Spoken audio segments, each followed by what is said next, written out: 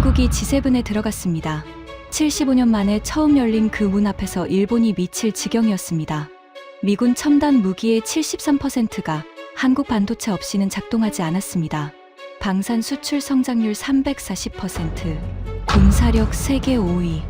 미국이 먼저 손을 내밀었고 영국, 프랑스, 독일이 뒤따랐습니다. 일본을 제외한 전원이 한국을 지지한 겁니다. 하지만 진짜 충격은 따로 있었습니다. 일본의 한 기자가 자국의 몰락을 생방송으로 폭로하기 시작했습니다. 그 충격적인 전말을 지금 공개합니다. 시작하기 전 구독과 좋아요, 그리고 대한민국 화이팅 댓글로 한국을 응원해주세요. 도쿄 시부야에 자리 잡은 NHK 방송센터의 15층 국제보도국. 그 층의 가장 안쪽, 통유리 너머로 메이지 진구의 울창한 숲이 한눈에 내려다 보이는 자리가 바로 제 데스크였습니다. 입사한 지 올해로 정확히 30년. NHK 국제부 수석 특파원이라는 직함이 새겨진 명패 옆에는 제 인생의 훈장들이 가지런히 놓여 있었죠. 워싱턴, 런던, 브뤼셀. 세계 주요 수도를 돌며 20년 넘게 현장을 누벼온 발자취가 고스란히 담긴 취재 수첩. 묶음과 각국 정상들과 함께 찍은 액자 사진들이었습니다. 그 사진들 가운데서도 유독 제 시선을 붙드는 것이 하나 있었는데 G7 정상회의 VIP 프레스석에서 찍은 단체 사진이었습니다. 미국, 영국, 프랑스, 독일의 쟁쟁한 주요 방송사 수석 기자들 사이에 동양인이 딱 한 명. 바로 저였죠. 아시아에서 G7 VIP 프레스 패스를 들고 정상들의 악수 장면을 코앞에서 촬영할 수 있는 기자는 오직 저 혼자뿐이었습니다. 그 특별한 카드를 꺼내 들 때마다 가슴 한가운데서 뜨거운 자부심이 용솟음치곤 했으니까요. 그건 단순한 출입증이 아니었습니다. 아시아에서 유일하게 G7이라는 신성한 클럽에 발을 들여놓을 자격이 있는 나라. 일본의 위상 그 자체였으니까요. 그날도 어김없이 이른 아침부터 데스크에 앉아 각국 통신사의 속보 피드를 훑고 있었습니다. 왼손에는 NHK 매점에서 사온 캔커피가 들려 있었고 오른손으로는 마우스 휠을 느긋하게 굴리고 있었죠. 모니터 너머 보도국은 고요했습니다. 새벽 편집을 마친 후배들이 간간히 키보드를 두드리는 소리와 멀리서 들려오는 프린터의 낮은 우문거림만이 아침 공기를 채우고 있었을 뿐이었습니다. 그때였습니다. 책상 위에 놓인 스마트폰이 미친 듯이 진동하기 시작했습니다. 한 번이 아니었습니다. 연속으로 4번, 5번. 속보 알림이 쉴 새 없이 화면을 도배하더군요. 무심코 화면을 집어든 순간 저는 캔커피를 들고 있던 왼손에 힘이 스르르 풀리는 것을 느꼈습니다. 탁! 커피캔이 데스크 위로 쓰러지며 갈색 액체가 서류 위로 번져나갔지만 그걸 닦을 여유조차 없었습니다. 포린 어페어스 긴급기구, CSIS 소장 외 미국 외교안보 핵심 인사 3인 공동기구. 제목을 읽는 순간 심장이 한 박자 건너뛰었습니다. 기고문의 핵심 주장은 이것이었습니다. G7의 미래를 위해 회원국 확대는 필수이며 그 첫 번째 대상은 대한민국이어야 한다. 저는 화면을 2번, 3번 다시 읽었습니다. 눈이 글자를 좇고 있는데 뇌가 해석을 거부하는 기이한 경험이었죠. G7의 한국이라고요?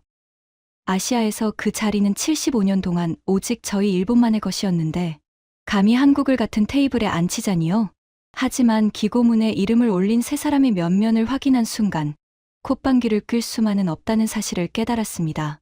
CSIS 소장, 프린스턴대 석좌 교수, 그리고 한국 석좌. 이들은 미국 백악관과 국방부의 정책을 실질적으로 설계하는 두뇌 집단의 핵심 인물들이었으니까요. 미국 정치판에서 이 세 사람이 동시에 한 목소리를 낸다는 것은 단순한 학술적 제안이 아니라 워싱턴 권력의 심장부에서 이미 물밑 합의가 이루어졌을 가능성이 농후하다는 뜻이었습니다. 그래도 저는 애써 이성에 고삐를 붙들었습니다. 케니치, 침착해. 학자들의 기고문 하나로 세상이 바뀌진 않아. G7은 75년 전통의 성역이야. 종이 위에 글자 몇 줄 써놨다고 그 견고한 벽이 무너질 리 없잖아. 속으로 그렇게 되뇌며 스마트폰을 엎어놓으려는데 보도국 맞은편에서 급한 발걸음 소리가 들려왔습니다. 니시무라 선배, 국장님이 지금 당장 올라오랍니다. 긴급이래요. 국제부 막내 기자 카와구치의 목소리가 평소와는 달리 한 옥타브 높아져 있더군요. 늘 느릿느릿한 그 녀석의 눈동자가 불안하게 흔들리고 있었습니다. 15층에서 18층 편집국장실까지 엘리베이터로 올라가는 짧은 시간 동안 저는 두 주먹을 불끈 쥐며 제 자신에게 다짐했습니다. 저건 분명 한국 로비 세력의 공작이야.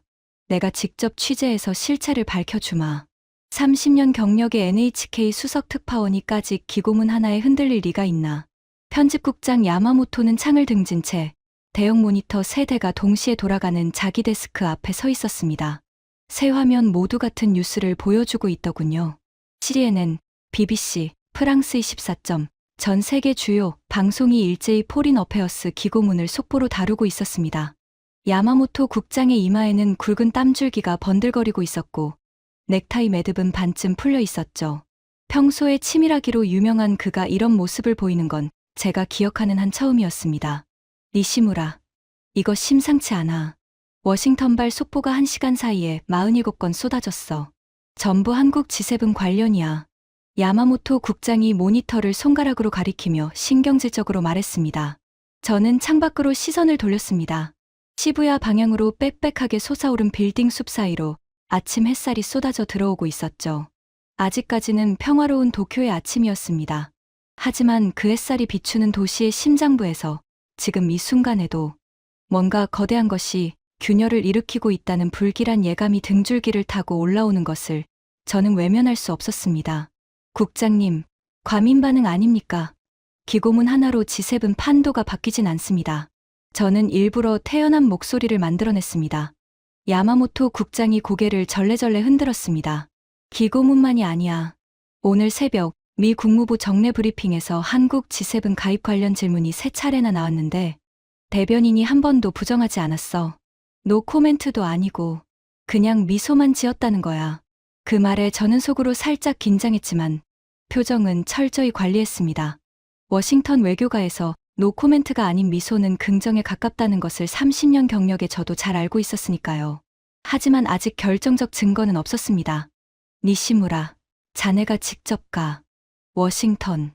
자네 인맥이면 국무부든 펜타곤이든 실체를 파헤칠 수 있잖아. NHK 특별 취재팀을 편성할 테니 내일 당장 출발해.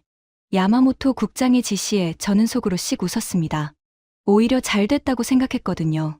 제가 직접 워싱턴에 가서 이 허무맹랑한 소문의 실체를 낱낱이 파헤쳐 한국은 G7의 자격이 없다는 결정적 증거를 가지고 돌아오면 되는 것이었으니까요. 알겠습니다. 제가 가서 확인하죠. 자리에서 일어나며 대답하는 제 목소리에는 흔들림이 없었습니다. 데스크로 돌아와 워싱턴행 출장 준비를 시작하면서 저는 자연스럽게 한국 관련 과거 취재 파일을 꺼내 들었습니다. 모니터 한쪽에 띄운 폴더 안에는 지난 20년간 제가 국제 무대에서 한국을 취재했던 자료들이 빼곡히 쌓여 있었죠. 그것들을 훑어보는 제 입가에는 자주 섞인 미소가 번져나왔습니다. 12년 전 G20 런던 정상회의가 떠올랐습니다. 당시 저는 VIP 프레스석 맨 앞줄에서 여유롭게 각국 정상들의 입장을 촬영하고 있었죠.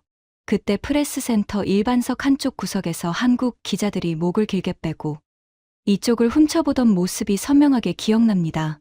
촬영 장비도 저희보다 한 세대 뒤처진 것들이었고 질의응답 시간에는 영어 발음이 어눌해서 사회자가 2번이나 되물어야 했던 민망한 장면도 있었죠. 저는 그때 옆에 앉은 BBC 기자에게 속삭였었습니다. 저 친구들은 참 열심히는 하는데 아직 이 무대에 서기엔 이르지 않나. BBC 기자가 어색하게 웃으며 고개를 돌렸던 기억이 납니다.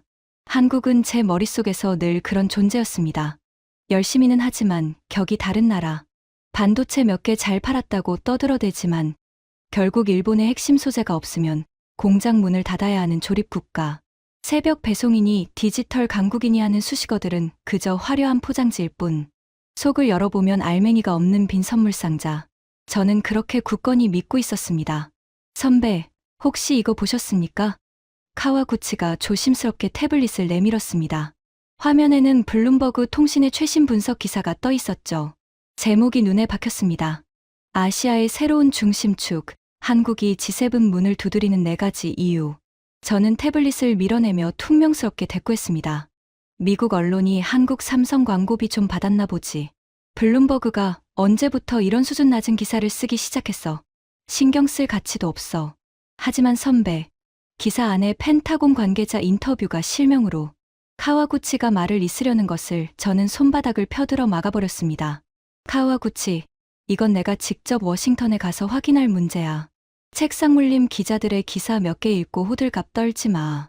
G7은 75년간 저희 일본이 지켜온 성역이야. 기고문 몇 장이랑 블룸버그 기사 하나로 그 역사가 흔들릴 리 없어. 카와구치는 할 말이 있는 듯 입술을 몇 번 달싹거리다가 결국 고개를 숙이며 물러났습니다. 그의 눈빛에 스쳐간 미묘한 감정이 뭐였는지 그때의 저는 알아차릴 여유도 없었고 알아차리고 싶지도 않았습니다. 그날 밤 나리타 공항 국제선 VIP 라운지에서 위스키를 홀짝이며 저는 노트북을 펼쳤습니다. 워싱턴에 도착하면 만나야 할 사람들의 리스트를 정리하면서요. 30년간 쌓아온 인맥의 위력을 보여줄 때가 온 것이었습니다. 워싱턴 포스트의 수석 외교 에디터 마이크 켈러에는 제가 런던 특파원 시절부터 18년 넘게 알고 지낸 절친이었고 펜타곤 출입 기자증도 오래전에 확보해 두었으니까요. 저는 이 취재를 통해 한국 G7 가입이 얼마나 허무맹랑한 공상인지를 팩트로 증명한 뒤 특종 리포트를 들고 의기양양하게 NHK 보도국에 복귀할 계획이었습니다. 위스키 잔 너머로 활주로의 항공기 불빛이 어른거렸습니다. 14시간 뒤면 워싱턴이었습니다. 저는 아무런 의심도 없이 그저 승리의 확신에 가득 차서 보딩 게이트를 향해 걸음을 옮겼습니다.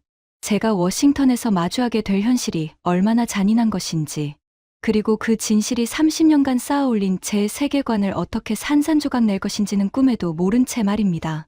14시간의 비행 끝에 워싱턴 덜레스 국제공항에 내렸을 때 동부해안 특유의 축축한 바람이 제 얼굴을 때렸습니다. 공항 입국장을 빠져나오자 NHK 워싱턴 지국에서 나온 후배 기자 타나카가 차를 대기시키고 있더군요. 차에 올라타자마자 타나카의 첫마디가 심상치 않았습니다. 선배, 도착하시기 전에 미리 말씀드려야 할 게 있습니다. 분위기가 저희 예상과 좀 많이 다릅니다. 뭐가 다른데? 저는 좌석에 깊이 등을 기대며 무심하게 물었습니다. 어제 국무부 정례 브리핑에서 한국 G7 관련 질문이 또 나왔는데 이번에는 대변인이 미소가 아니라 구체적인 코멘트를 했습니다. 한국은 규칙 기반 국제질서의 핵심 파트너이며 동맹 구조의 확대는 항상 열린 자세로 논의하고 있다. 이런 식으로요. 그게 뭐가 대단해? 외교적 수사 아니야? 저는 코웃음을 치며 창밖을 바라봤습니다.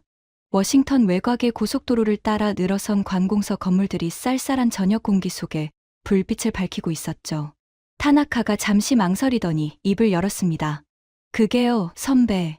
지난 이틀간 워싱턴 외교가에서 돌아다니면서 느낀 건데 한국 G7 가입이 단순한 떡밥이 아니라는 분위기가 확실합니다. 국무부, 의회, 싱크탱크 할 것 없이 전부 한국 이야기뿐이에요. 오히려 일본에 관한 이야기가 실종된 느낌이랄까. 저는 살짝 불쾌해지는 것을 느꼈지만 내색하지 않았습니다. 타나카는 아직 워싱턴 경험이 3년밖에 안 된 풋내기였으니까요. 겉으로 보이는 분위기와 실제 정책 결정은 다른 거야. 미국이 75년간 유지해온 G7 체제를 그렇게 쉽게 바꿀 리 없어. 내일 마이크를 만나면 확실해질 거야. 워싱턴 지국의 짐을 풀고 샤워를 마친 뒤 저는 곧바로 마이크 켈러엔에게 연락을 넣었습니다. 18년 지기 친구. 워싱턴 포스트에서 외교 분야를 30년 넘게 커버해온 미국 언론계의 산증인이었죠. 그가 모르는 워싱턴 인사이드 스토리는 없다고 해도 과언이 아니었습니다. 켄, 오랜만이야. 도쿄에서 왔다고? 마침 잘 됐다. 오늘 저녁 조지타운에서 한잔하자. 할 이야기가 많아.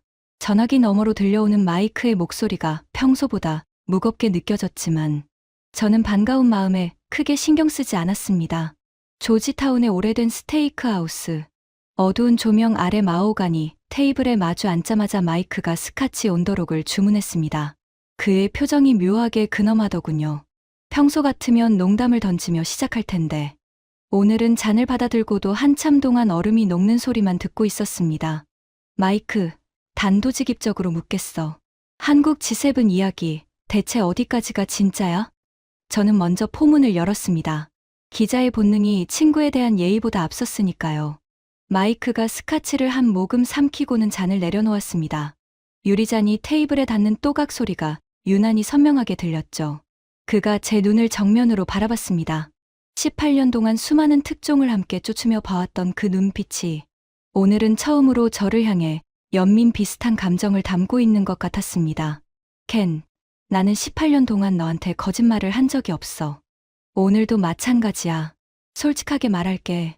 마이크가 목소리를 낮추며 몸을 앞으로 기울였습니다. 한국 G7은 이미 흘러간 물이 아니야. 물이 넘쳐서 방둑이 터지려 하고 있어. 내가 상상하는 것보다 훨씬 심각한 상황이야. 국무부만이 아니야. 펜타곤, 백악관 국가안보회의, 상원 외교위원회, 워싱턴의 모든 권력 핵심부가 같은 방향을 가리키고 있어. 그리고 그 방향은 한국이야. 마이크의 말 한마디 한마디가 스테이크 나이프처럼 제 자존심을 도려내는 느낌이었습니다. 하지만 저는 아직 무너지지 않았습니다. 아니, 무너질 수 없었습니다. 마이크, 그건 내 주관적 판단이잖아. 구체적 증거가 있어? 공식 문서라든가 실명 소스라든가. 제 목소리가 자기도 모르게 날카로워진 것을 느꼈습니다. 마이크가 안주머니에서 접힌 종이 한 장을 꺼냈습니다. 내일 펜타곤에서 비공개 브리핑이 있어. 인도태평양 동맹 재편. 사실상 한국 G7 합류의 군사적 근거를 정리한 자리야. 원래 각국 VIP 기자만 초청인데 내가 너를 명단에 넣어뒀어. 마이크가 종이를 테이블 위로 밀어냈습니다. 직접 눈으로 봐. 그게 증거야. 종이를 펼쳐보니 미 국방부 공식 브리핑 초청장이었습니다. 보안 등급이 찍혀 있었고 주제란에는 인도태평양 동맹 역량 재평가 및 G7 확대, 안보함이라고 적혀 있더군요. 심장이 콩닥거리기 시작했습니다. 이건 학자들의 기고문과는 차원이 다른 미국 정부의 공식적인 움직임이었으니까요. 하지만 저는 그 불안감을 억지로 삼켜버렸습니다. 내일 직접 가서 보면 되는 거야. 분명 미국이 한국을 이용해서 일본을 압박하려는 전략적 카드일 뿐이야. 실제로 G7에 넣을 리가 없어. 제 안에서 치솟는 공포를 이성의 언어로 포장하며 스카치를 한 입에 비워냈습니다. 켄, 한 가지만 더 말해둘게. 마이크가 계산서에 서명하며 의미심장하게 덧붙이더군요. 내일 브리핑에서 나올 숫자들이 있어. 그 숫자들을 보면 내 생각이 바뀔 거야. 아니, 바뀔 수밖에 없을 거야. 기자로서가 아니라 한 인간으로서 말이야. 스테이크하우스를 나와 워싱턴의 밤거리를 걷는 동안 마이크의 마지막 말이 귓속에서 맴돌았습니다. 저 멀리 국회의사당의 하얀 돔 지붕이 야간 조명을 받아 장엄하게 빛나고 있었죠. 그 위험 있는 풍경이 제게는 왠지 모르게 장례식장의 흰 국화처럼 서늘하게 다가왔습니다. 호텔로 돌아가는 택시 안에서 저는 주머니 속 VIP, 프레스 패스를 꺼내 손가락으로 더듬었습니다. 30년간 품에 지니고 다녔던 이 작은 카드가 오늘 밤에는 왜 이렇게 가벼운 것처럼 느껴지는 걸까요? 호텔 방에 들어서자마자 불도 켜지 않은 채 침대에 털썩 주저앉았습니다. 워싱턴의 야경이 커튼 사이로 희미하게 스며들어왔고 멀리서 경찰차 사이렌 소리가 길게 꼬리를 끌며 사라져갔습니다. 스마트폰을 꺼내 도쿄의 NHK 보도국에 상황 보고를 올렸습니다. 현재까지 확인된 것은 분위기뿐, 결정적 증거는 미확인. 내일 펜타곤 비공개 브리핑 참석 예정. 짧게 적어 보내고 나서도 한참 동안 어둠 속에서 천장만 올려다보았습니다. 그때는 몰랐습니다. 내일 펜타곤의 그 비공개 브리핑실에서 제 눈앞에 펼쳐질 숫자들이 30년간 저를 지탱해 온 세계관의 기둥을 단 한 방에 부러뜨리는 거대한 철구가 될 것이라는 사실을, 그리고 그 순간부터 제 인생은 기자로서의 사명과 일본인으로서의 자존심 사이에서 가장 잔인한 줄다리기에 내몰리게 될 것이라는 사실을 말입니다. 펜타곤 브리핑에 충격이 가시기도 전에 마이크가 또 한 발을 날렸습니다. 내일 국무부 동아시아 태평양 담당 차관보가 비공식 간담회를 한다. 주제가 G7 확대와 한반도 전략 가치야. 이건 군사가 아니라 외교 쪽 데이터야. 양쪽 다 봐야 그림이 완성돼. 저는 더 이상 거절할 명분이 없었습니다. 아니, 솔직히 말하면 기자의 본능이 두려움을 이기고 있었습니다. 아무리 무서운 진실이라도 진실은 기자에게 마약과 같으니까요. 한 번 맛을 보면 더 깊이, 더 날 것으로 파고들지 않고서는 견딜 수가 없는 것이었습니다. 다음 날 오후 국무부 별관의 소규모 회의실. 긴 원탁 테이블이 놓인 간담회 형식이었고 참석자도 20명 남짓으로 더 적었죠. 하지만 한 사람 한 사람의 면면이 만만치 않았습니다. 주요국 수석 특파원급만 모아놓은 자리였거든요. 차관보가 자리에 앉자마자 두꺼운 파일 하나를 테이블 위에 올려놓았습니다. 천천히 입을 열더군요. 오늘 보여드릴 것은 국무부가 지난 18개월간 준비한 G7 확대, 타당성 보고서의 비공개 핵심 요약입니다. 이 내용은 이미 백악관에 보고되었으며 대통령이 긍정적으로 검토 중입니다. 대통령이 긍정적으로 검토 중. 워싱턴 언어로 이것은 사실상 결정되었다는 뜻에 가까웠습니다. 제 심장이 쿵하고 가라앉는 소리가 들리는 것 같았죠. 첫 번째 항목, 경제 공급망 핵심도. 차관보가 파일을 넘기며 말했습니다. 한국은 현재 글로벌 반도체 시장에서 메모리 분야 세계 1위, 파운드리 분야 세계 2위를 차지하고 있습니다. 하지만 단순한 시장 점유율보다 중요한 것은 대체 불가능성입니다. 전 세계 3나노미터 이하 최첨단 반도체를 양산할 수 있는 기업은 지구상에 딱 3곳입니다.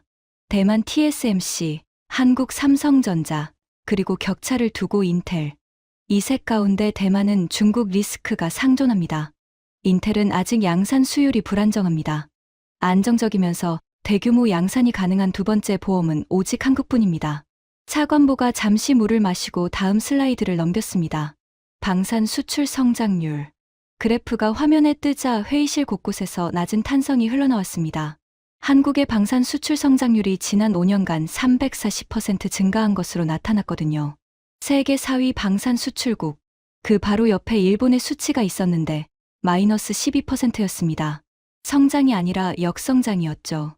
차관보가 이 그래프를 가리키며 덧붙였습니다. K9 자주포는 현재 8개국에 수출되어 실정 검증을 마친 세계 최고의 자주포입니다. 폴란드, 에스토니아, 노르웨이, 이집트 등 유럽과 중동의 핵심 동맹국들이 한국 무기를 채택하고 있다는 것은 한국이 단순한 무기 판매국이 아니라 서방 안보 네트워크의 실질적 구성원이 되었다는 뜻입니다. 제 손가락이 수첩 위에서 떨리기 시작했습니다. 340% 대 마이너스 12%, 73% 대 4%, 군사력 5위 대 7위. 어제부터 쏟아지는 숫자들이 하나같이 같은 방향을 가리키고 있었습니다. 한국은 올라가고 있고 일본은 내려가고 있다는 너무나 잔인하고 명확한 방향을. 두 번째 항목, 외교적 기여도. 차관보가 목소리를 한 톤 낮추며 말했습니다. 한국은 현재 유엔 평화유지군 파병국 상위 시위권이며 인도태평양 지역의 다자 안보 프레임워크에 적극 참여하고 있습니다. 특히 주목할 점은 한국이 보유한 독자적 군사 기술의 수출을 통해 동맹국 간의 무기 호환성, 이른바 인터오퍼러빌리티를 높이고 있다는 것입니다. 이것은 나토 확대와 동일한 논리입니다. 그 순간 독일 도이체벨레 기자가 질문했습니다. 차관보님, 이 평가에서 일본의 순위는 어디에 해당합니까? 차관보의 대답이 돌아오기 전에 이미 회의실의 공기가 묘하게 변한 것을 느꼈습니다. 마치 의사가 환자 가족에게 좋지 않은 소식을 전하기 직전에 그 무거운 정적 같았죠. 일본은 현재 G7 회원국으로서의 역할을 수행하고 있으나 솔직히 말씀드리면 최근 수년간 일본의 글로벌 전략적 기여도는 상대적으로 정체되어 있습니다. 경제 성장률, 기술 혁신 지수, 방산 수출 규모, 동맹 안보 기여도. 모든 지표에서 한국이 일본을 앞지르고 있거나 격차를 빠르게 좁히고 있는 것이 현실입니다. 차관보가 제 쪽을 한 번도 쳐다보지 않은 채 말했다는 것이 저에게는 오히려 더 잔인하게 느껴졌습니다. 눈도 마주치지 않을 만큼 일본은 이미 이 논의에서 주인공이 아니라는 뜻이었으니까요. 간담회가 끝나고 국무부 정문을 빠져나올 때 워싱턴의 오후 햇살이 눈부시게 쏟아져 내렸습니다. 하지만 제 눈에는 모든 것이 잿빛으로 보였습니다.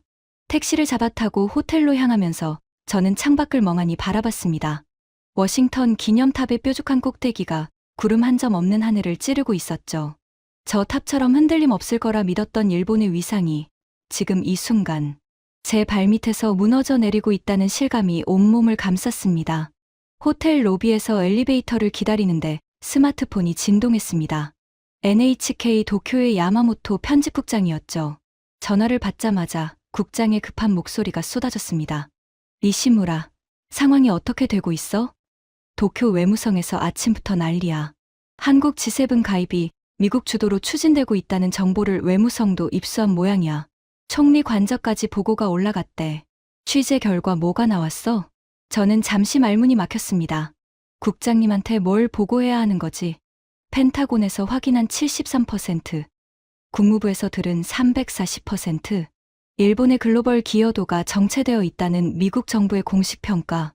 이 모든 사실을 있는 그대로 전달하면 NHK는 그걸 보도할 수 있을까? 일본 국민은 그걸 받아들일 수 있을까? 국장님, 아직 취재 중입니다. 확정적인 것은 없습니다. 저는 결국 반쪽짜리 답을 내놓았습니다. 30년 기자 인생에서 처음으로 편집국장에게 진실을 숨긴 순간이었죠. 전화를 끊고 엘리베이터에 올라타면서 가슴 한가운데서 무언가가 찢어지는 소리가 들리는 것 같았습니다. 그날 밤, 호텔 방에서 저는 잠을 이룰 수 없었습니다. 커튼 사이로 워싱턴의 야경이 흘러들어왔고, 멀리 국회의사당의 조명이 여전히 장엄하게 빛나고 있었죠. 하지만 그 빛이 저에게는 신문실의 강렬한 조명처럼 느껴졌습니다.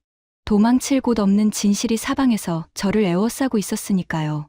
노트북을 펴고 지난 이틀간의 취재 내용을 정리하기 시작했습니다. 타이핑하는 손가락이 자꾸만 멈추었습니다. 한 줄 쓸 때마다 NHK 기자로서의 제 정체성이 흔들리는 것 같았거든요.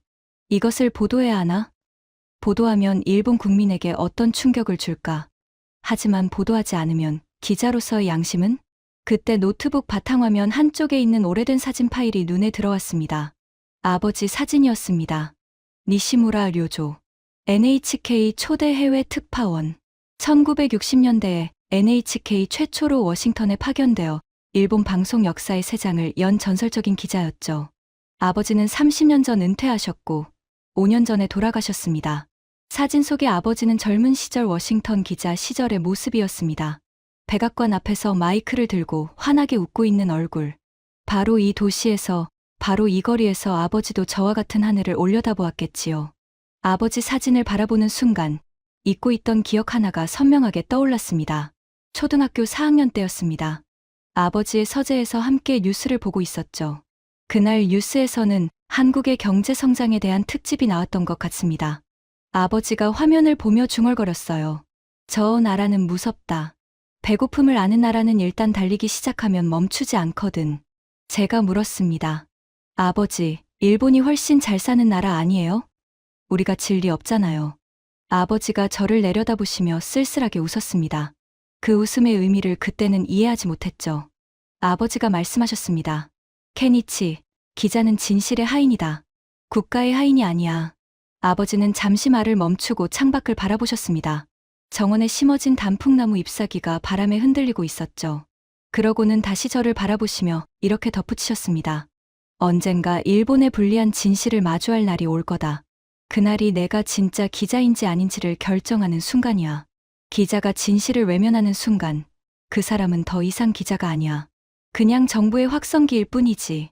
당시 10살이던 제게 그 말의 무게는 와닿지 않았습니다. 그저 아버지가 가끔 하시는 어려운 이야기 정도로만 여기고 넘겼죠. 하지만 은퇴 후에 아버지가 달라진 건 알 수 있었습니다. 서재에서 한국 관련 책들을 부쩍 많이 읽으시더니 어느 날은 한국 뉴스를 위성 TV로 시청하고 계시기도 했거든요. 제가 NHK에 입사하고 런던 특파원으로 나갔을 때 전화통화에서 아버지가 말씀하셨습니다. 케니치, 한국을 무시하지 마라. 저 나라의 저력을 내가 일본에서 앉아서는 절대 모른다. 저는 그때도 대수롭지 않게 흘렸습니다. 아버지, 한국이 언제 일본을 넘어서겠어요. 우리가 반도체도 자동차도 다 먼저 만든 나라잖아요. 아버지가 전화기 너머로 한숨을 쉬셨던 게 기억납니다. 먼저 만든 것과 더 잘 만드는 것은 다르다. 그리고 더 오래 잘 만드는 것은 또 다른 차원이야. 일본은 먼저 만들었지만 그 다음에 경쟁에서 지고 있다는 걸 너도 언젠가 알게 될 거야. 5년 전 아버지가 돌아가시기 직전 병실에서 마지막으로 나눈 대화. 아버지는 힘없는 목소리로 제 손을 잡으시며 말씀하셨습니다. 케니치, 나는 평생 일본의 기자로 살았다. 하지만 마지막에 하나 후회가 있어. 내가 한국의 성장을 제대로 보도했더라면 일본이 더 빨리 깨어났을지도 모르는데 진실을 말하는 것이 애국이야. 듣기 좋은 거짓말은 독이란다. 침대 위에서 그 기억에 잠겨있던 저는 어느 순간 두 뺨을 타고 흘러내리는 것을 느꼈습니다. 50대 중반의 남자가 워싱턴의 호텔 방에서 아버지를 떠올리며 울고 있다니. 하지만 눈물을 닦을 생각이 들지 않았습니다. 이 눈물은 아버지에 대한 그리움 때문만은 아니었으니까요. 30년간 아버지의 말씀을 귀담아 듣지 않았던 제 자신에 대한 부끄러움이었습니다. 그리고 지금 이 순간 아버지가 예언하셨던 바로 그날이 온 것이라는 깨달음 때문이었죠. 아버지, 그날이 오늘인 것 같습니다. 스마트폰을 집어들었습니다. 도쿄의 야마모토 편집국장에게 전화를 걸었죠. 신호가 가기도 전에 미리 할 말을 정리했습니다. 하지만 국장이 전화를 받자마자 먼저 말을 꺼냈습니다. 니시무라, 내일 긴급 편집회의가 잡혔어. 한국 G7 관련 보도 방향을 정해야 해. 자네의 취재 결과를 기다리고 있으니 정리해서 보내. 그리고 하나만 기억해. 국장의 목소리가 한 톤 낮아졌습니다. 일본의 유리한 앵글을 찾아. 그게 NHK의, 아니 일본 국영방송의 사명이야. 전화를 끊은 뒤 한참 동안 스마트폰 화면만 바라보았습니다. 아버지의 말씀과 편집국장의 지시가 제 머릿속에서 충돌하고 있었습니다. 기자는 진실의 하인이다. 일본의 유리한 앵글을 찾아. 이 두 문장 사이에서 제 30년 기자 인생이 찢어지고 있었습니다. 워싱턴에서의 취재를 마치고 저는 곧바로 런던행 비행기에 올랐습니다. 원래 계획에는 없었던 일정이었죠. 하지만 펜타곤과 국무부에서 충격을 받은 뒤 기자의 본능이 더 넓은 그림을 요구하고 있었습니다. 미국의 입장만 듣고 판단할 수는 없다. 유럽은 다를 수 있다. 유럽에서라면 일본에 유리한 시각을 찾을 수 있을지도 모른다. 마지막 한 가닥에 희망을 붙들고 대서양을 건넌 것이었습니다. 런던 히드로 공항에 내려 곧장 BBC 월드 서비스 본사로 향했습니다. 국제부장 데이비드 콜린스는 제가 런던 특파원 시절부터 15년 넘게 알고 지낸 사이였죠. 그라면 객관적이고 균형 잡힌 시각을 가지고 있을 거라 믿었습니다. 영국은 일본과 오랜 외교적 우호 관계를 유지해왔으니까요. 데이비드의 사무실에 들어서자 그가 반갑게 맞아주었습니다. 하지만 책상 위에 펼쳐져 있는 서류들을 보는 순간 제 가슴이 또다시 철렁 내려앉았습니다. 서류 표지에 큼지막하게 적힌 제목. 아시아의 새로운 리더. 왜 세계는 한국을 선택했나. 4부작 다큐멘터리 기획안. 켄, 잘 왔어. 마침 너한테 말해주려 했는데. 데이비드가 서류를 집어들며 씩 웃었습니다. 우리 BBC가 지금 만들고 있는 다큐 제목이 이거야. 한국 특집 4부작. 반도체, 방산, 문화산업, 민주주의. 네 가지 축으로 한국의 부상을 분석하는 대형 프로젝트야. 올가을 방영 예정이야. 저는 침을 꿀꺽 삼키며 물었습니다. 일본 편은 없습니까? 데이비드의 표정이 순간 어색하게 변했습니다. 그가 손으로 뒷머리를 긁으며 잠시 망설이더니 입을 열었죠. 켄, 미안하지만 솔직하게 말할게. 편성회의에서 일본은 논의 대상에 오르지 못했어. 아예 안건 자체가 올라오지 않은 거야. 이유가 뭐냐고? 편성위원들이 한마디로 정리하더라. 한국은 지금 세계가 주목하는 스토리이고 일본은 지금 세계가 잊어가는 스토리라고. 세계가 잊어가는 스토리. 그 한마디가 폐부를 찔렀습니다.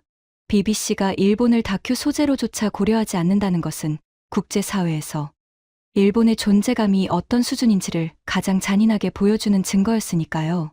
저는 의자 팔걸이를 꽉 움켜쥐며 감정을 억눌렀습니다. 데이비드가 덧붙였습니다. 한 가지 더 알려줄게. 우리뿐이 아니야. 프랑스 24도 한국 특집을 준비 중이고 독일 GDF도 마찬가지야. 심지어 알자지라까지 한국 방산 특집을 기획하고 있다더라. 전 세계 방송이 일제히 한국으로 카메라를 돌리고 있어. 이건 G7 가입과 별개로 이미 세계가 한국을 핵심 플레이어로 인정하고 있다는 뜻이야. 런던에서의 충격이 채 가라앉기도 전에 저는 유로스타를 타고 브뤼셀로 이동했습니다. EU 본부가 있는 도시. 유럽의 정치적 심장부에서라도 일본의 우호적인 시각을 찾을 수 있을까 하는 마지막 기대를 안고 말입니다. 브뤼셀 EU 본부 근처의 카페에서 독일 슈피겔의 브뤼셀 특파원 한스를 만났습니다. 한스는 유럽 정치를 20년 넘게 취재해온 베테랑이었죠. 카푸치노를 마시며 제가 한국 G7에 대한 유럽의 시각을 물었을 때 한스의 대답은 또 한 번 저를 흔들었습니다. 니시무라 씨, 요즘 EU 외교가에서 유행하는 말이 있어요. 코리아 프리미엄이라는 신조어야.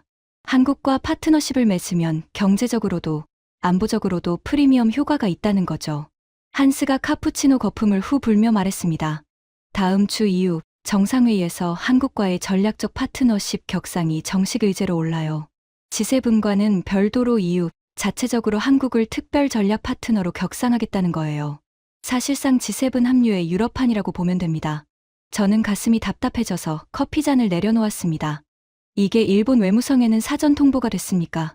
제가 물었죠. 한스가 고개를 저었습니다.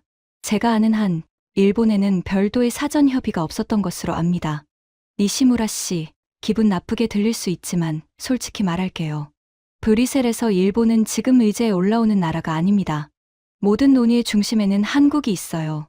확인 전화를 걸었습니다. 일본 외무성 유럽 담당 과장에게요.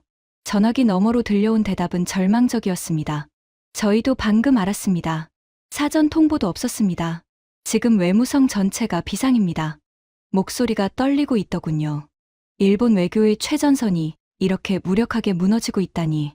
브뤼셀의 거리를 걸으며 저는 주머니 속 스마트폰이 진동하는 것을 느꼈습니다. 도쿄의 카와구치가 보낸 메시지였습니다.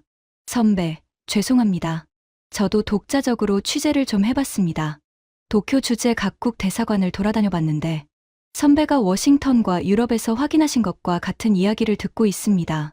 미국 대사관도, 영국 대사관도, 프랑스 대사관도 한국 G7에 긍정적입니다. 선배, 한국이 맞는 것 같습니다.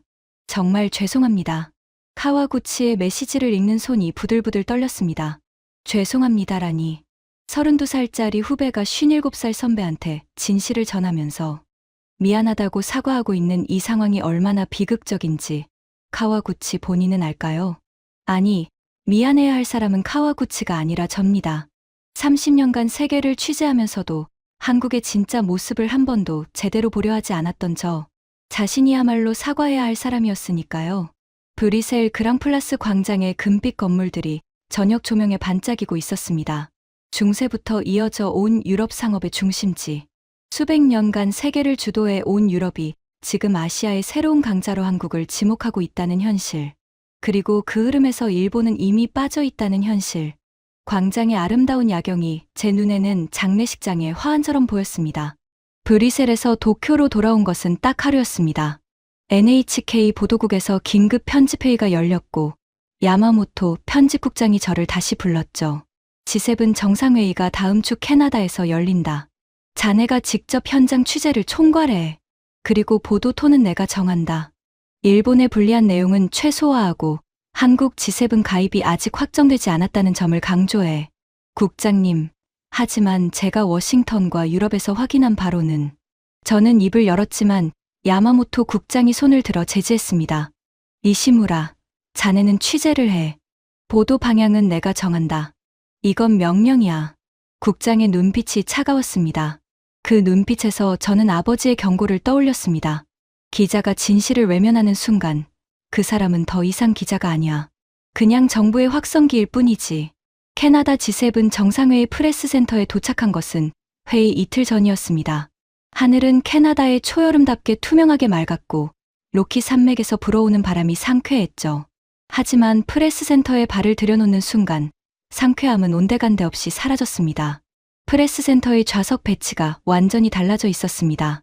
제가 20년 넘게 자리를 지켜온 VIP 프레스석은 여전히 존재했지만 그 한가운데 이전에는 볼 수 없었던 좌석 블록이 새로 만들어져 있었습니다.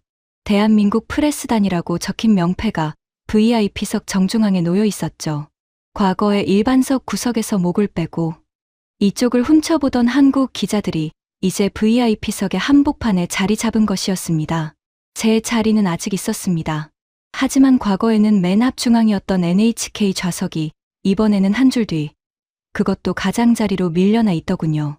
명패를 확인하고 자리에 앉는 순간 등줄기를 타고 차가운 것이 흘러내리는 감각을 느꼈습니다. 이건 단순한 좌석 배치가 아니었습니다. 국제사회에서 일본과 한국의 위상 변화를 좌석 하나로 보여주는 상징이었죠.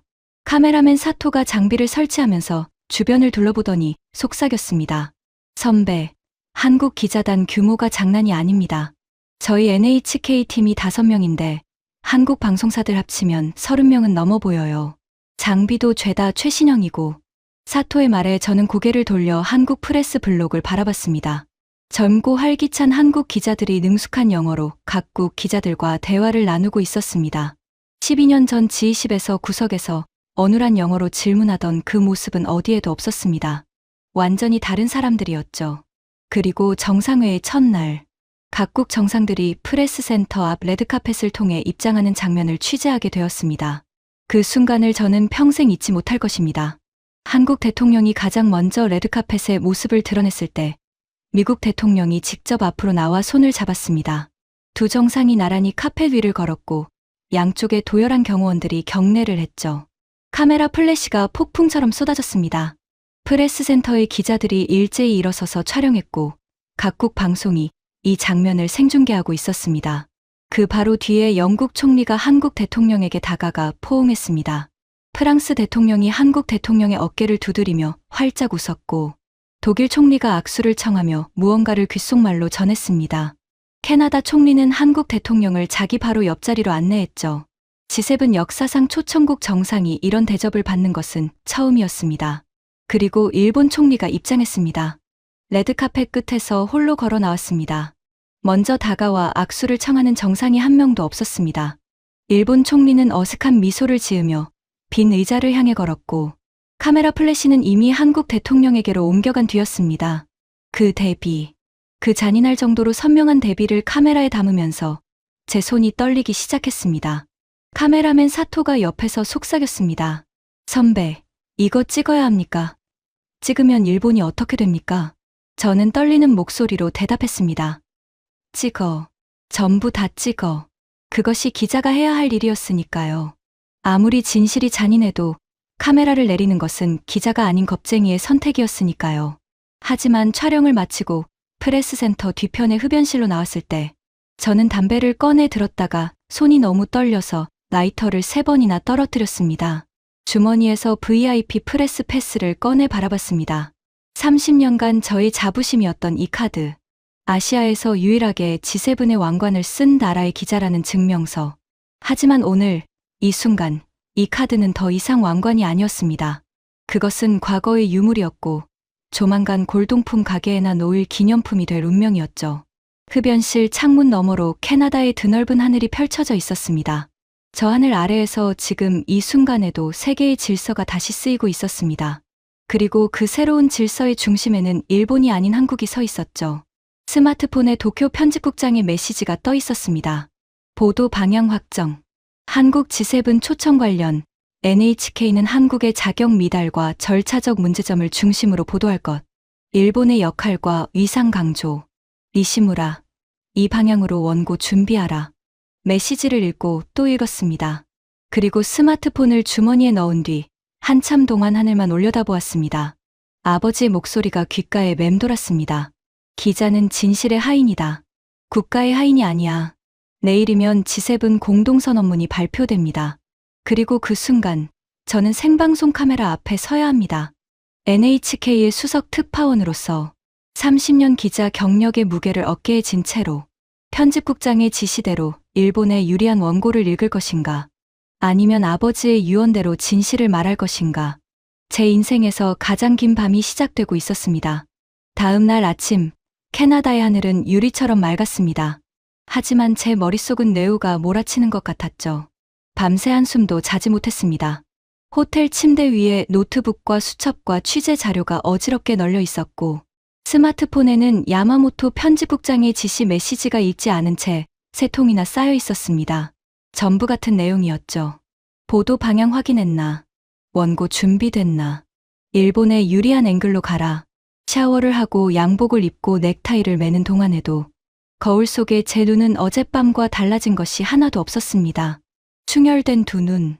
그 안에서 기자로서의 사명과 일본인으로서의 자존심이 여전히 서로의 목을 조르고 있었으니까요. 프레스센터에 도착했을 때 이미 전 세계 기자들이 자리를 잡고 대기하고 있었습니다.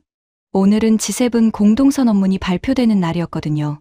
프레스센터 안의 공기가 팽팽하게 긴장되어 있었고 카메라 렌즈들이 무대 위 연단을 향해 일제히 조준되어 있었습니다. 그리고 오전 11시 정각, G7 의장국인 캐나다 총리가 연단에 올라 공동선언문을 낭독하기 시작했습니다.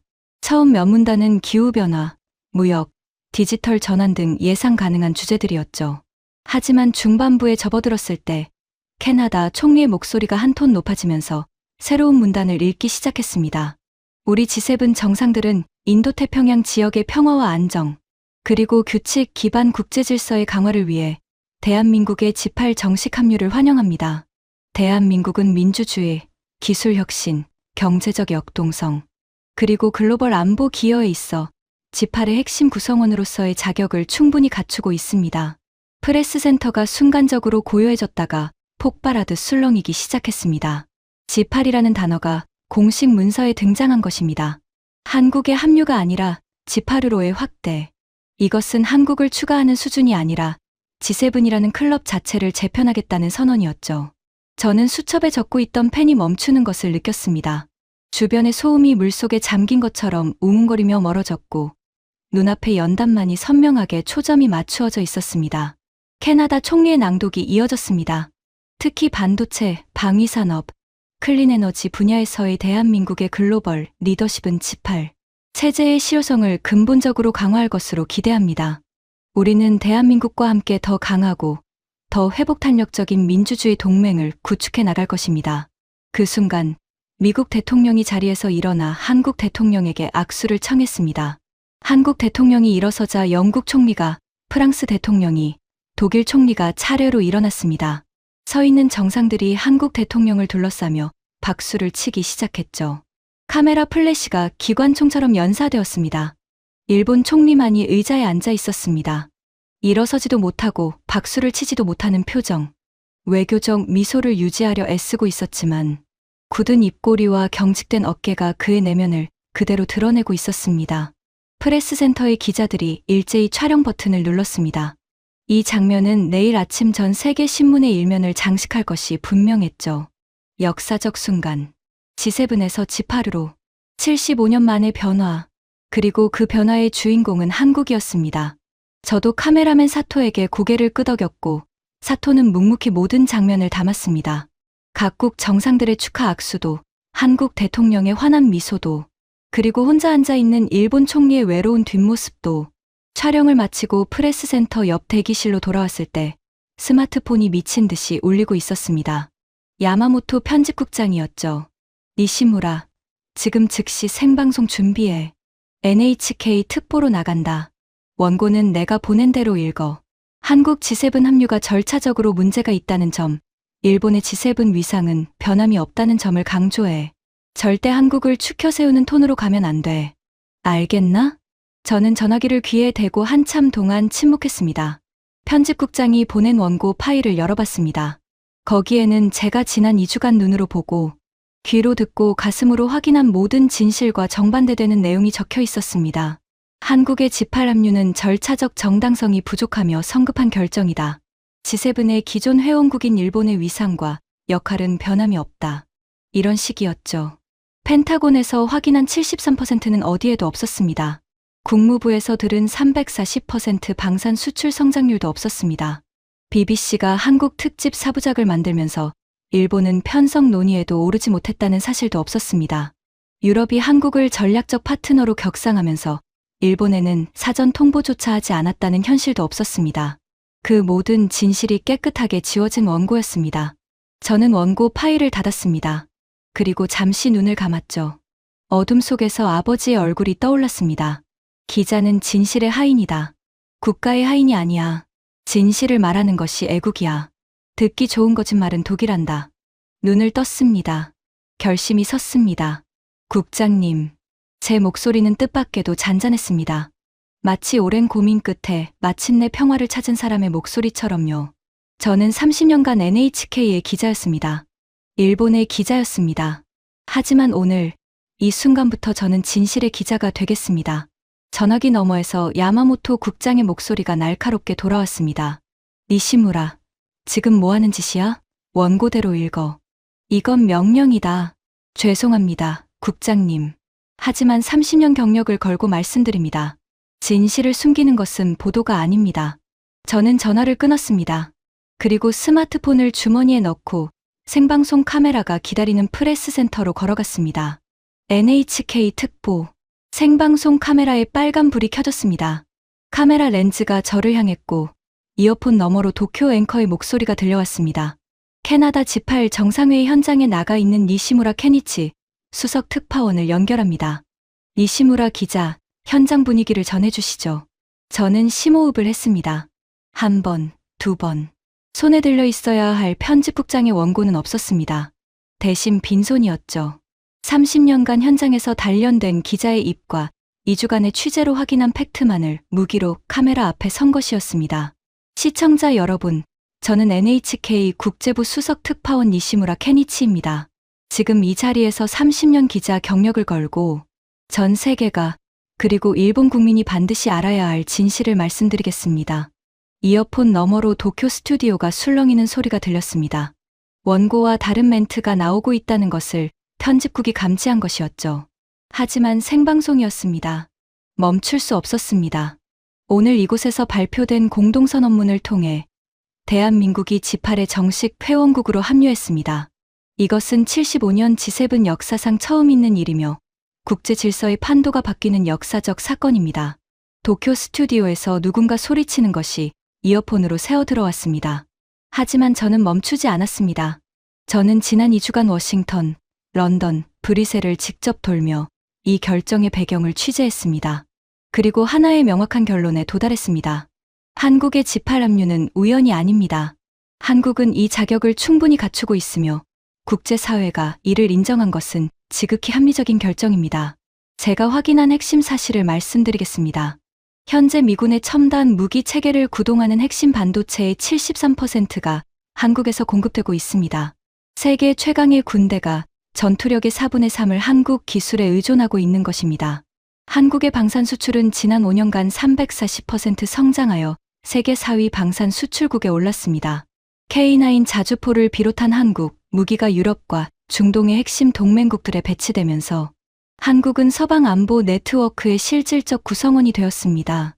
군사력 지수에서 한국은 세계 5위이며 이것은 일본의 7위를 앞서는 순위입니다.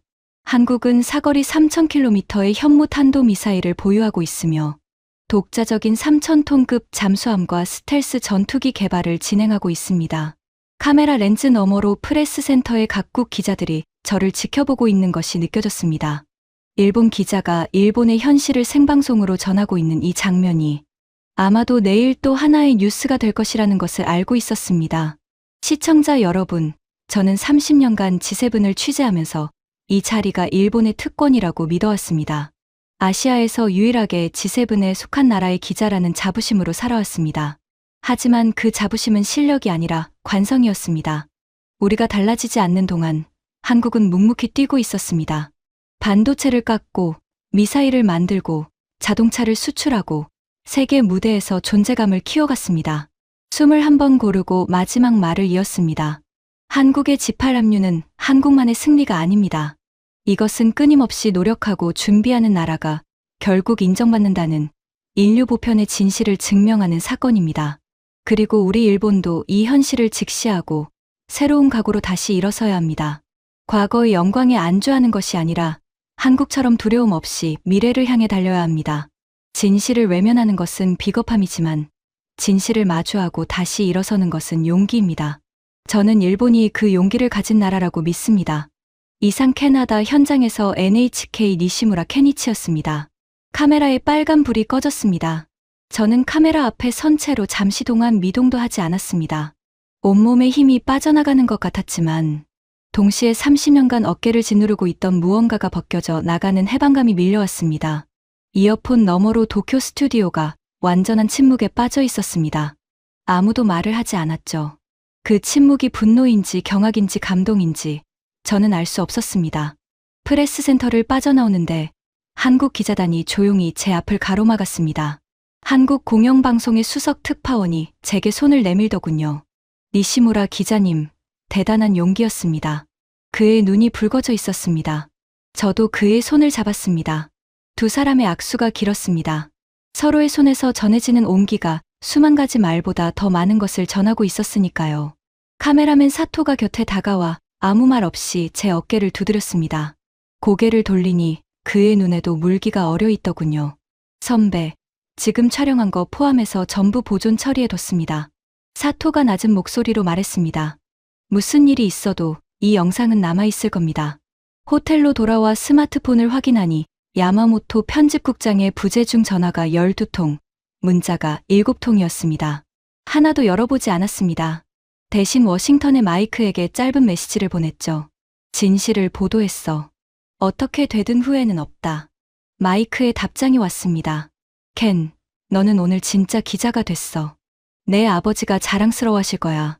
일본으로 돌아온 뒤의 일들은 예상대로였습니다. NHK 안에서 비국민이라는 비난과 진짜 언론인이라는 응원이 반반으로 갈렸죠.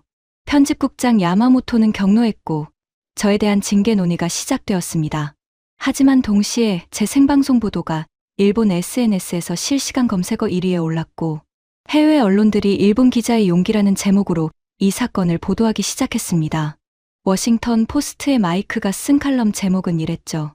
진실의 하인, 니시무라 케니치. 일주일 뒤 저는 도쿄 교회의 작은 사찰을 찾았습니다. 아버지가 잠들어 계신 곳이었죠. 5월의 바람이 사찰의 대나무 숲을 스치며 맑은 소리를 내고 있었습니다. 묘석 앞에 무릎을 꿇고 향을 피웠습니다. 연기가 하늘을 향해 가늘게 피어올랐죠. 아버지, 늦었지만 진짜 기자가 됐습니다. 목소리가 떨렸습니다. 30년이 걸렸습니다. 아버지가 말씀하셨던 그날, 일본의 불리한 진실을 마주할 그날이 왔을 때 저는 도망치지 않았습니다. 기자는 진실의 하인이라는 아버지의 가르침을 지켰습니다. 비록 30년이나 늦었지만요. 바람이 불어 묘석 옆에 작은 꽃들이 흔들렸습니다. 마치 아버지가 고개를 끄덕이시는 것처럼 느껴졌습니다. 한 가지 깨달은 것이 있습니다. 아버지, 저는 30년간 한국을 무시했습니다. 조립 공장이라고, 격이 다르다고, 아시아에서 일본의 뒤를 따라오는 2인자에 불과하다고 말이죠. 하지만 제가 그렇게 자만하는 동안 한국은 단 하루도 쉬지 않고 달렸습니다. 반도체를 세계 1위로 만들었고 무기를 8개국에 수출했고 그리고 마침내 G7의 문을 열고 들어갔습니다. 아니, 열고 들어간 것이 아닙니다. 문이 저절로 열린 것이었습니다. 그만한 실력을 갖추었기 때문에 저는 이제 압니다. 한국의 성공은 운이 아니라 노력이었고 한국의 인정은 로비가 아니라 실력이었습니다. 그리고 일본의 침체는 남의 탓이 아니라 과거의 영광에 안주한 우리 자신의 탓이었습니다. 묘석을 한 번 더 어루만지고 일어섰습니다. 사찰 입구에서 뒤를 돌아보니 대나무 숲 사이로 쏟아지는 오후의 햇살이 아버지의 묘석을 따뜻하게 감싸고 있었습니다. 마치 아버지가 미소 짓고 계신 것처럼요. 사찰을 나서며 스마트폰을 꺼냈습니다. NHK 인사부에서 온 메일이 하나 와 있었죠. 하지만 그것을 열어보기 전에 먼저 다른 일을 했습니다. 카와구치에게 전화를 걸었습니다. 카와구치, 나 니시무라다. 선배한테 죄송하다고 했었지. 사과할 사람은 내가 아니라 너야. 아니, 사과할 필요가 없어. 너는 처음부터 맞았어. 한국이 맞는 것 같다고 했잖아. 그때 내 말을 들었어야 했어. 전화기 너머에서 카와구치가 한참 동안 아무 말도 하지 못하는 것이 느껴졌습니다. 그리고 떨리는 목소리가 돌아왔죠. 선배, 저는 선배의 그 생방송을 보면서 울었습니다. 저도 선배 같은 기자가 되고 싶습니다. 전화를 끊고 사찰 앞 돌계단에 잠시 앉았습니다. 5월의 바람이 제 흐트러진 머리카락을 쓸고 지나갔죠. 주머니에서 낡은 VIP 프레스 패스를 꺼내 바라봤습니다. 30년간 저희 왕관이었던 이 작은 카드. 이제 이것은 더 이상 자부심의 상징이 아니었습니다. 하지만 버리지는 않을 것입니다. 이것은 앞으로의 제 인생을 위한 경고장이 될 테니까요. 실력 없는 자부심은 언젠가 무너진다는 교훈. 진실 앞에서 겸손하지 못한 사람은 결국 진실에 의해 쓰러진다는 가르침. 돌계단에서 일어나 걸음을 옮겼습니다. 아직 갈 길이 멀었습니다. NHK에서 어떤 결정이 내려지든 저는 기자로서 남을 것입니다. 아버지가 그랬던 것처럼 진실의 하인으로서 남을 것입니다. 사찰문을 나서는 제 등 뒤로 대나무가 바람에 흔들리는 맑은 소리가 오랫동안 울려 퍼졌습니다. 여러분, 이 이야기를 통해 한 가지만 기억해 주시면 좋겠습니다. 세상에서 가장 강한 힘은 무기도 돈도 아닙니다. 진실입니다. 진실은 때로 잔인하지만 결국 진실을 마주한 사람만이 더 강해질 수 있습니다. 한국이 그것을 증명했고 저도 그것을 배웠습니다. 지금까지 NHK 수석 특파원 니시무라가 G8 정상회의 현장에서 경험한 충격적인 이야기였습니다. 대한민국의 저력이 자랑스러우시다면 이 이야기를 널리 공유해 주세요. 묵묵히 달려온 나라는 반드시 인정받습니다. 구독과 좋아요도 부탁드립니다. 지금까지 감동테라였습니다. 감사합니다.